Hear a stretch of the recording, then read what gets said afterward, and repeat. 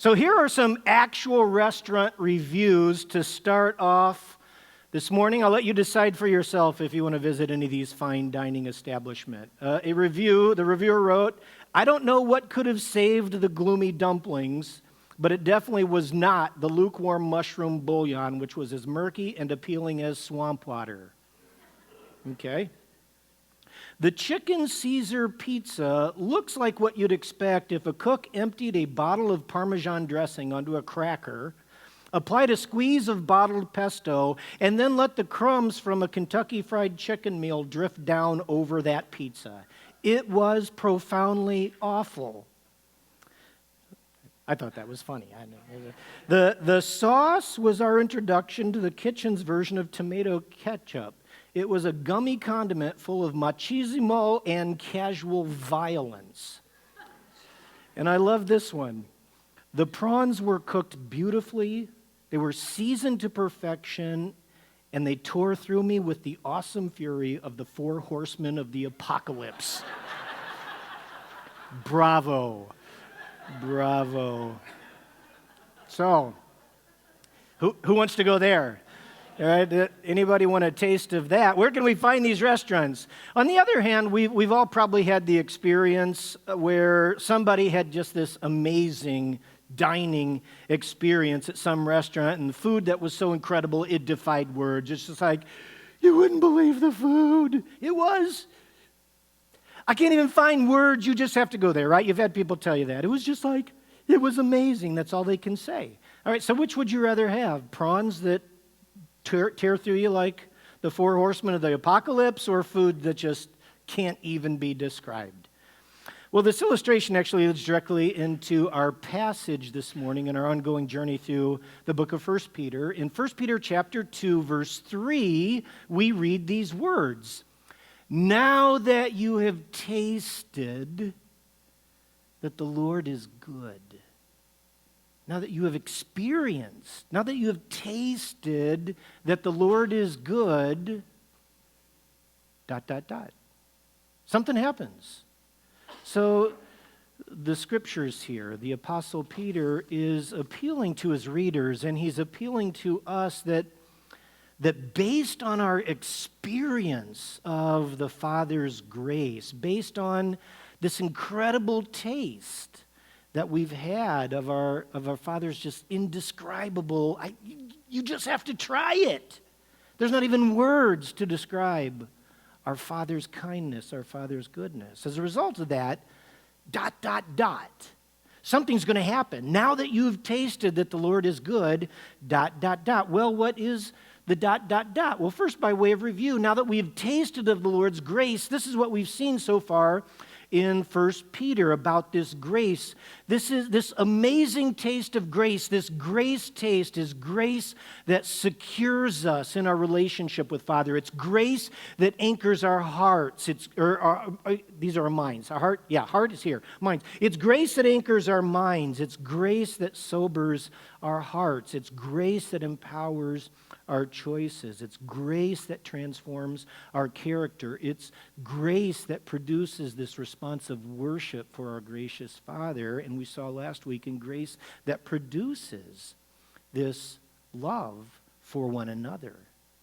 This is amazing grace. Indescribable, amazing grace. Well, we see this morning then that our taste of the Father's amazing grace is going to produce another result in our choices. Another result in our being. Now that you have tasted that the Lord is good, ... Something is going to happen. Okay? Let's figure out what this ... is. All right, so if we go to the next verse, we're not told what the ... is.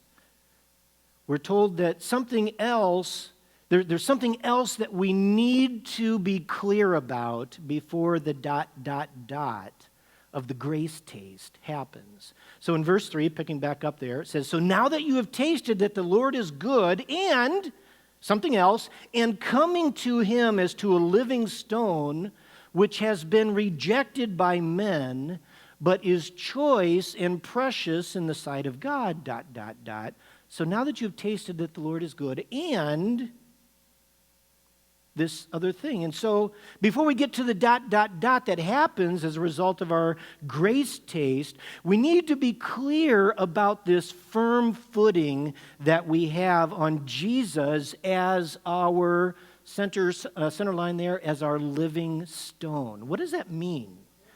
It's our cornerstone, exactly. Bill's got it there. So the image here is of a cornerstone, the first and most important stone that is put in place in the construction of a stone building. It's important because all the other stones are set in place with reference to this cornerstone. So if you've got a bad cornerstone, you're going to have a bad building. And then all the other stones are set on top of it as well. And so solid cornerstone, solid building, solid foundation, bad cornerstone, bad building. And so the scripture here is reminding us that since we've had a taste of the Lord's amazing grace, we need to anchor the whole of our lives on Jesus as the cornerstone of our lives, and at that, the living cornerstone. He's a living, he's just not a dead stone, he's living. He is life-giving, and so we need to anchor our lives on Jesus as this unshakable, immovable, living, life-giving cornerstone upon which the whole of our life can fit together, be built together. The whole of our lives can rest safe and secure. And this next line is important, as you know, from the whole context of 1 Peter, to rest safe and secure no matter what's going on around us. Because remember, the context of 1 Peter is persecution. People treating Christians badly. Anchor your lives on Christ so that you may remain solid and firm no matter what is going on around us. All right? Make sense so far? All right, so we're still working towards the ... But we're not told the ... yet. Peter, where are you going with the ... here? Because verse 4 goes on to tell us more important truths about Jesus upon which we must anchor our lives before ... something happens. We're told this about Jesus. Jesus was rejected by men as the living stone, and Jesus is choice and precious in the sight of God. And so Jesus is these three things. He's chosen by the Father, he's precious to the Father, and Jesus was rejected by men. All right, why is that important to know that these three things are true about Jesus, and why is that important for us to anchor our lives on this truth? Let's keep reading. Verse 4. So coming to him as to a living stone which has been rejected by men, but is choice and precious in the sight of God, you also, what are the next three words? As living stones. You also then, as living stones, are being built up. And so verse 5 is telling us that when we anchor our lives on Jesus as the living stone, we also become what? We become living stones. We become living stones, right? Just like Jesus is a living stone. So don't miss this. We must anchor our lives to be firm, to be solid, to be unshakable and immovable, no matter what is going on around us. We need to be crystal clear that we are living stones, just like Jesus is the living stone. And so what does that mean about us, the children of the Father? It means we are precious. It means we are chosen.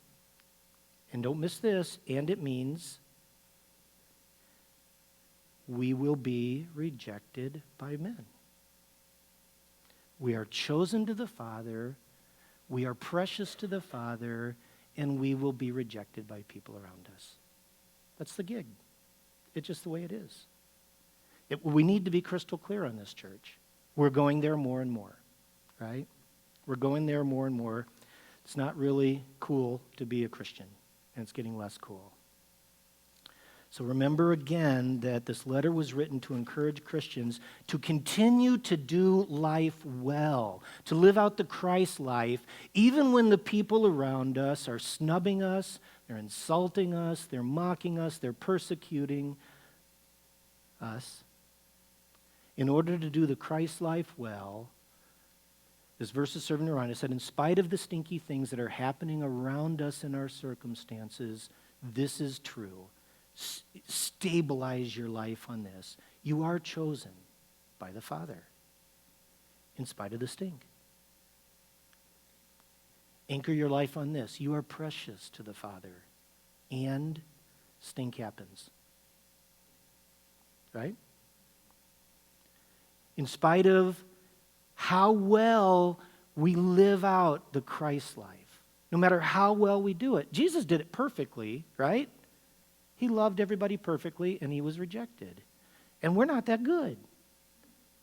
Right? So no matter how well we live out the Christ life, we will be rejected by the people around us. Jesus was rejected by people, and so we, like Christ, the living stone, are being built up into living stones, and so we will be rejected by people. So be clear on this. Bad circumstances and ill treatment of you, these things do not mean that the Father's judgment is aimed at you, that the Father's displeasure is aimed at you. Don't go there. Right? That's a bad cornerstone to anchor your life on, is belief that bad circumstances means God is out to get me.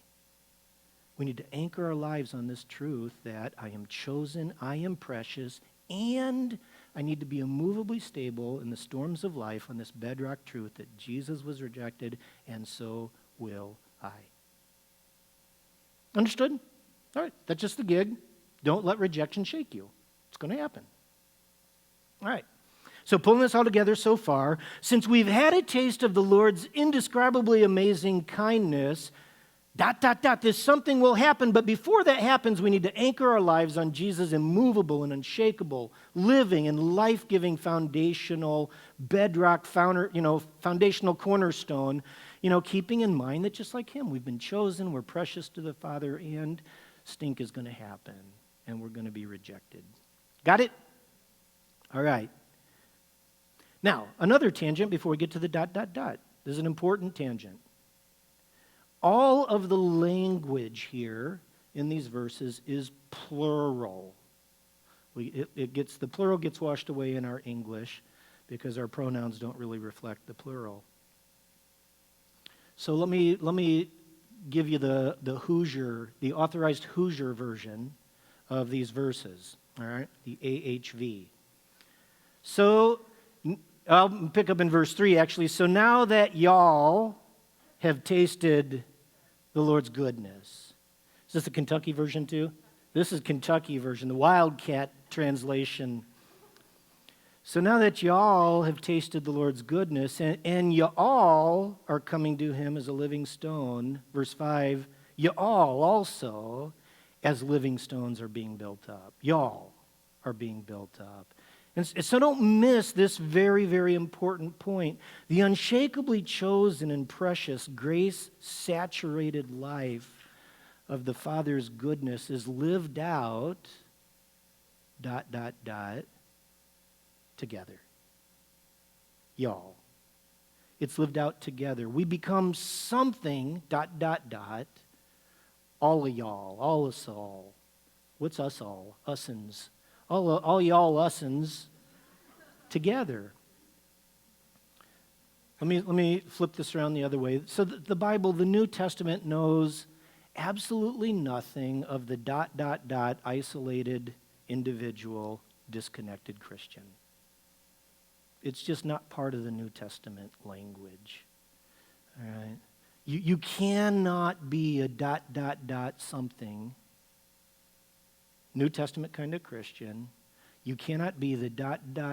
grace-saturated, biblical New Testament Christian by yourself. There is something ... that the Father calls his grace-inundated children to be, and we can only be that together. Ussens. All of y'all ussens. Well, what is it that we become? What is the ... We'll keep reading in verse 5. So you also, as living stones, are being built up as a spiritual house for a holy priesthood to offer up spiritual sacrifices acceptable to God through Jesus Christ. And so in these words, we're only just beginning to get a hint of what the ... is. Peter's just messing with us. He's like,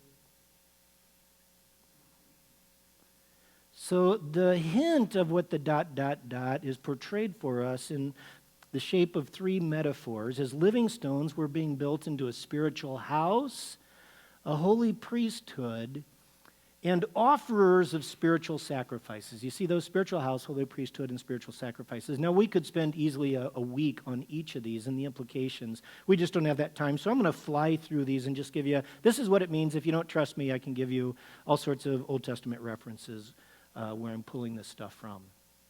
So first, we become a spiritual house. Usins, all of us all together become a spiritual house. Verse 5, you also as living stones are being built into a spiritual house. So here's what that means in a nutshell. It means that when we live out our lives in our grace taste that the Lord is good, we become together a place where God shows up. We're a spiritual house. It actually can be easily translated as spirit house. We become a spirit house together. We become a place where God meets with people, where God speaks with people, where God's voice is heard, where God's hand is felt, where people meet with God, where God extends mercy to sinners. That's what we become. In our grace taste, we become a father place together. We become a place where people meet our Father. All right, so our grace taste lives together become a Father's house, a spiritual house. All right, that's that first part. We could have spent a week on that. I wish. Oh, never mind. Let me keep going. We also become a holy priesthood. We see this in verse 5. You also, as living stones, are being built up as a holy priesthood. And so what this means in a nutshell is what we often say here at the Vineyard is everybody gets to, what's the word? Everybody gets to play. Everybody gets to play. Y'all become a holy priesthood, right? A holy priesthood. Now, don't think Catholic priest here. Think Old Testament priest. Right? You are, right? So, Ricky, who are you in the Father's house? You're a priest. Tony, who are you in the Father's house? Yeah. Somebody, who are you? Julia? You're a priest, all right? I want everybody to say, I am a priest in the Father's household, all right? So who are the holy priests of this house? Say, we are, all right? Who gets to draw near, usins? Who gets to draw near to the Father's presence? Usins, right? Who got to enter into the holy of holy places in the Old Testament? Only the high priest. Well, who are the high priests? Yeah, we are. Who gets to hear the Father speak? Yeah. Who gets to do God stuff? Were you certain about that one? You sound a little tentative. Right, the priests do. And who are the priests?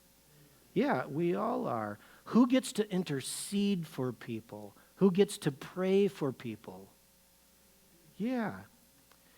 Who gets to reconnect people who have become distanced from God through their sin? Who gets to reconnect them with God? Yeah, the priests do. So who is responsible then? You know, the priestly work that happens in the house, the priestly work that happens outside the house. Who is responsible for the priestly ministry? Who does the ministry in the house? Right? Do not say the pastors. Right? Because that's the wrong answer.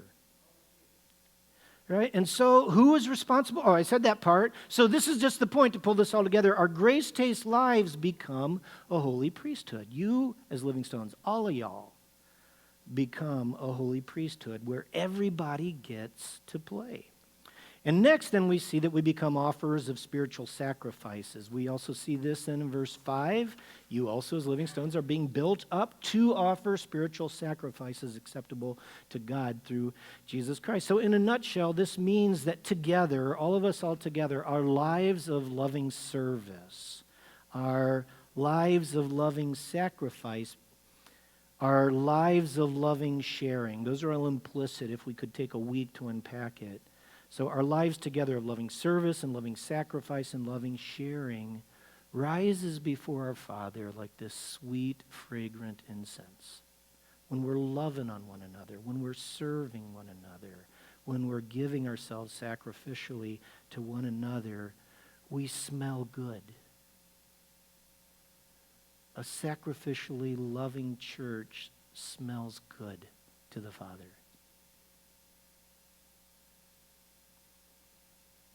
Should I say the flip side of the coin? What's the flip side of the coin? Selfish, unserving people. What does it stink? Yeah. It's a stench in God's nostrils. When we don't love one another sacrificially, when we don't serve one another, when we don't share with one another. So pulling this all together then, the unshakably chosen, the unshakably precious, grace-saturated life of the grace taste is lived out together in the Father's presence together, in priestly ministry together, and in the Father-pleasing sweet aroma of sacrificial, loving action and service to one another together. And it's in that kind of a house that ... something happens. What is it? All right, so guess what? The next few verses don't go there either. They still don't tell us what the ... is yet. In fact, verses 6 through 8 go on a field trip through several different Old Testament passages that talk about, that's the left side of the book, and they're pointing forward to Jesus as the cornerstone. So let's read these verses, I'll read them, you listen. For this is contained in Scripture. So here's the first quote. Behold, I lay in Zion. Zion is, just think about it as God's place. I lay in Zion a choice stone, a precious cornerstone, and he who believes in him will not be disappointed. And this precious value then is for you who believe. But here's the flip side of the coin. For those who disbelieved, the stone which the builders rejected, this became the very cornerstone and a stone of stumbling and a rock of offense. For they stumble because they are disobedient to the word, and to this doom they were also appointed. What is that all about? What does that have to do with ... The grace-saturated life becomes something. Why does that make sense? Well, what this field trip is doing, it's showing us that Jesus is the dividing line of human history. That Jesus is this living stone, this cornerstone that was just dropped onto time and space, became the dividing line between two groups of people. The first group are the believers who will not be disappointed and experience the precious value. And so I just want to call this first group of people the undisappointable believing. That's one group of people, the undisappointable believing. And the other group stumble on this rock. The rock that the undisappointable believing are becoming more and more stable on. That same rock is tripping up the disobedient doomed. All right, so this is the two group of people. This is what Jesus has done in world history. He's divided the world into two groups of people, the undisappointably believing and the offended, disobediently doomed. That's the way these Old Testament passages are functioning in this context. So what's the point of this field trip? Because now we're ready for the ... Something happens in the lives of the grace-saturated, the grace-tasting, precious, chosen, undisappointedly, undisappointably, which isn't a word, don't try looking it up, believing. Well, what is it that happens? Picking back up in verse 9. So you're a chosen race. He's just reviewing what he's already said. So you're a chosen people. You're a royal priesthood, a holy nation, a people for God's possession. And to what end now? To what end is all this grace happening? Now the ... finally comes out. So that you may proclaim the excellencies of him. So that you may proclaim the excellencies of him. Who called you out of darkness into his marvelous light.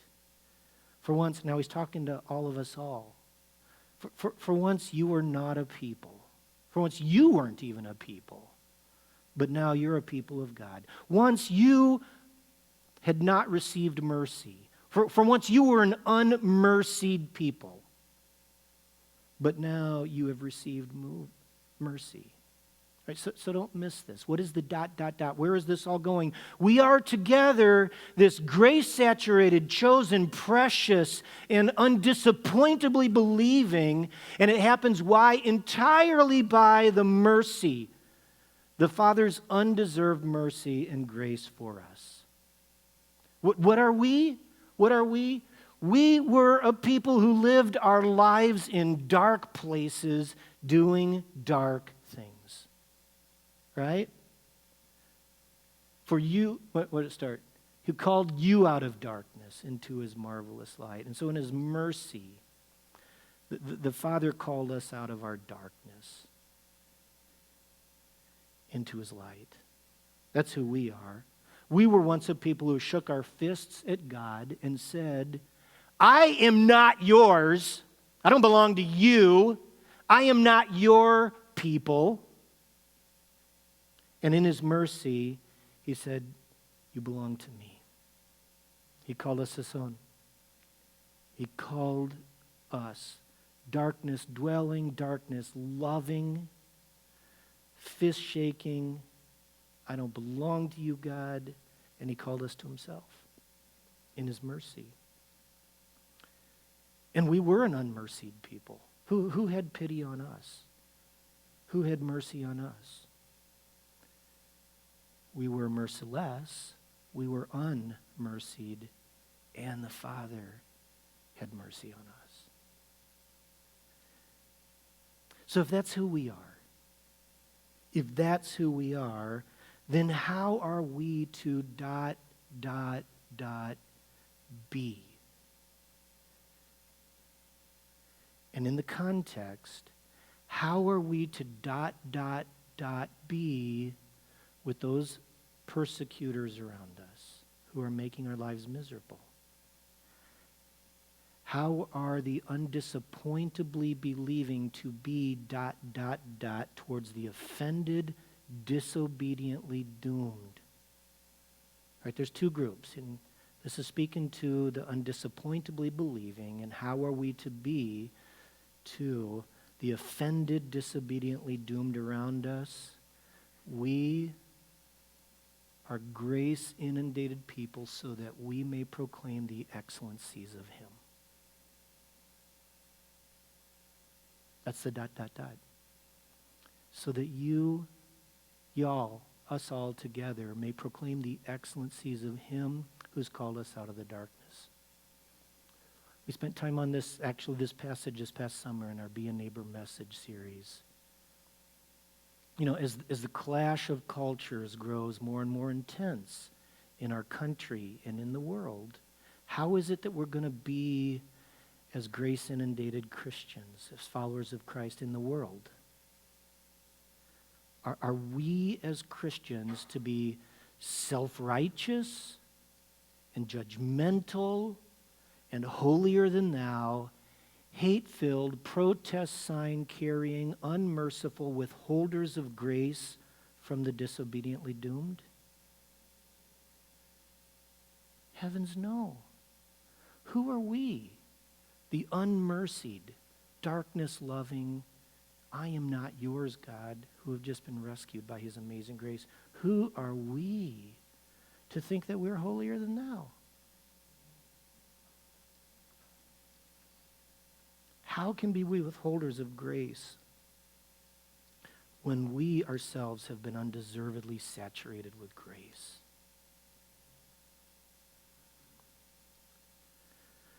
So even when the world around us, church, is marginalizing us, is insulting us, is persecuting us, we are together to be and become more and more a worshiping people, a Father place where for the excellencies of our Father's grace is proclaimed, it's declared, it's experienced in the midst of a grace-saturated people together. So now, to pull together these thoughts, these bookend thoughts between all of these supporting thoughts in the middle, verse 3, so now that you have tasted that the Lord is good, proclaim his excellencies. Now that you've had a grace taste, proclaim his excellencies. You wouldn't believe the Father. You wouldn't believe, I can't even describe it. You just have to try him. You just have to try him. Who wouldn't want a taste of that? Right? So let's stand together.